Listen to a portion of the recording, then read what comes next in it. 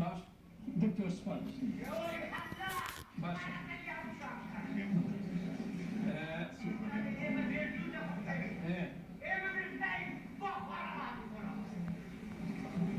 اوكي ما كان بخير فرمود وەکوتم مناقشەمان لەسەر دیموکراسی سکولارزمە و لەسەر ئەو مەوزوعانە لە حقیقەتە قسەباز زۆر هەڵەگرێت من تەنها وازی لێبێنن دانیشە دکتۆر شاکری دانیشە بەسە باشە دانیشە باشە ئەخە دانیشتوی خۆ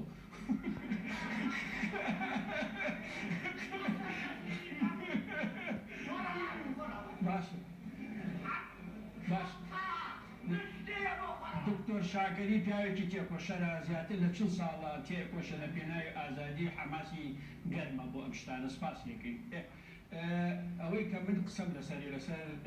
ئەوروپا و فەرەنسا لە حقیقەتە زۆر گرنگە ئەم مەوزوع و دیموکراسی لە ئەوروپا ئەوەی کە لە فەرەنسا نقاش هەیە لەسەر حجاب لە ئەڵمانیا نقاش هەیە لەسەر حجاب و پێکەوەڵکردن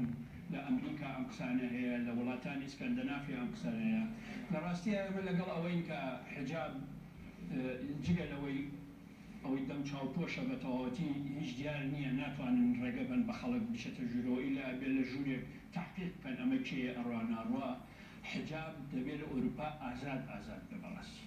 و دیموکراسی لە ئەوروپا نەخەنە ژێر پرسیارەوە خوشکان حجابەکەن یان نایکەن ئەمە مەوزوعکە علاقەی بە خوشکانەوە هەیە بەڵام لە پاڵیشە ئینسانە بێ ئەوە ببینێ بە ناوی ئیسلامەوە ئەچێ لەنەو فەرەنسا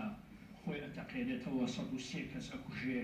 و اینجا زیاد لە 200 کەس برینارەکە ئەمە بەڕاستی دەوڵەتێکی سکولاری وەکو فەرەنسا لە ناخەوە ڕائەچەڵەکێنێ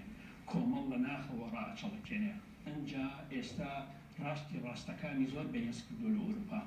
زۆر بەهێز بوون لە ئەوروپا ئەمە مشکلێکی زۆر گەورەیە بۆ ئەوروپا بۆ ئێمە تا ئێستا ئەوە شەڕەوە ئەوان ئەربیژی تێقێن و ئێمەش دەبابەمان بوو دۆ بەرامبەریان داناوە و 30 کیلۆمەتر دوورمان خستوونەتەوە و بۆ ئێمە ئاسانترە وەقع نەفسیەکەی بۆ سیستەمەکەمان بۆ بنەماکانی حکومڕانیمان ئەم کارانە تقریبا ئێمە ئەتوانم بڵام لە ساڵی 91ەوە وردە لەسەر هەڵدانی ئینسار ئیسلام و جوند ئیسلامەوە دوای ئەوە لە دوای ڕوخانی سەدامەوە لەسەر ئەمانە ڕاهاتووی ئێستا و خۆشە بووین شەڕ ئەەکەین ئەلحەمدولillah سەرکەوتوشن کەشمەرەکانشمان سەریان بەرزکردوین بەڵام بۆ ئەوروپا ئاسان نییە ئێستا لە ئەوروپا سیستەمی یەکێتی ئەوروپا کەوتوتە مەترسیەوە شنگل کەوتوتە مەترسیەوە دراوی یەکگرتووی ئەوروپا کەوتوتە مەترسیەوە یعنی بە سەدان ملیار دۆلار کەوتوتە مەترسیەوە ژیانی ئاسایی لە ئەوروپا کەوتوتە مەترسیەوە یعنی لەو چارچۆوی بن ئەمجا لەگەڵەوەشە حەزەکەم بە وجدانەوە لێرە بڕوانینە ئەوروپا ئەگەرچی لە دین لە مەزهەب ئێمە جیاوازین بە وجدانەوە بڕوانین ئێستا لە کۆی ئەوانەی پەناندەن لە ئەوروپا و ئەمانەی کە ئێستا بۆ ملیۆنێک کەسە کە هەڵدێن بۆ ئەوروپا لایەنی کەم 15 بۆ 20 ملیۆن مسلمان ئێستا لە ئەوروپا پەناندەیە پەنانەنداون یەک مسلمانی معارەزە لە مەکە و مەدینە پەناندە نییە یەک دانش لە کابول پەناندە نییە یەک دانش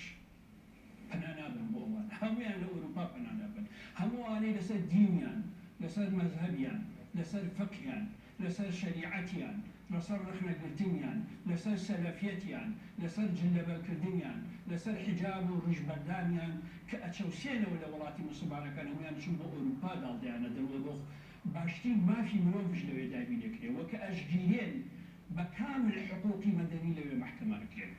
بە کامل حقوقی مەدەنی لەوێ محکەمەکرێن یعنی ئەمە هەموو لە بەرچاو بگرین بەڕاستی ئەمە وامانەیەکە پێکەوە هەڵ بکەین لە ژیانمانە وەلایەنە پشیلدارەکانی بەشەریەت کۆکەینەوە لەگەڵ یەکان لە ژیانە و بتوانین ژیانێکی باشتر لەسەر بۆی ئەز بەڕێوە بەرین هەموو دین و مەسەبەکان هەموو فەلسەفە دنیایەکان لە دوای نەتیجە بێشتە هاوبەشەکان وەردۆزینەوە و وردە لە هەموو مەسەلە ڕوحیەکان حەقی خۆی بدەینێ هەموو مەسەلە دنیایەکانش حەقی خۆی بدەینێ بەشەریەت بە کەمترین کێشەوە ببین بەڕێوە من سپاس بۆ بەڕێزان مامۆستا عەلی بابیر و کاک بەختیار